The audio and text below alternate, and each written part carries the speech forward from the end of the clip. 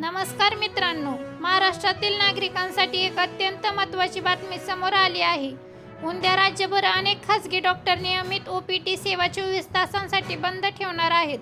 त्यामुळे उपचारासाठी जाणाऱ्या रुग्णांनी आधीच नियोजन करणे आवश्यक आहे. नेमके काय घडले? डोंबिवली येथे एका डॉक्टरवर झालेल्या हल्ल्याच्या निषेधार्थ इंडियन मेडिकल असोसिएशन म्हणजेच IMA ने राज्यभर आंदोलन करण्याचा निर्णय घेतला आहे. या आंदोलनाचा भाग म्हणून अनेक ठिकाणी नियमित OPT सेवा 24 तास बंद ठेवण्यात येणार आहे.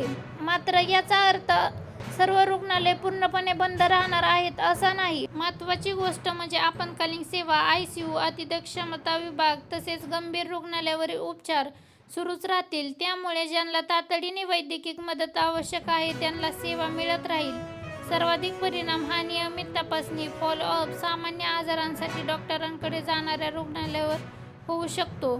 त्यामुळे ज्यांनी अपॉइंटमेंट आहे त्यांनी संबंधित हॉस्पिटलला किंवा क्लिनिकशी आधी संपर्क साधावा.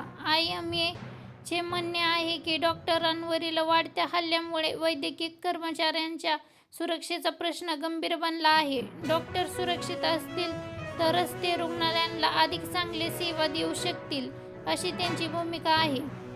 दुसरीकडे अनेक रुग्णांनी या निर्णयावर गैरसोय होऊ शकते अशी चिंता व्यक्त केली आहे.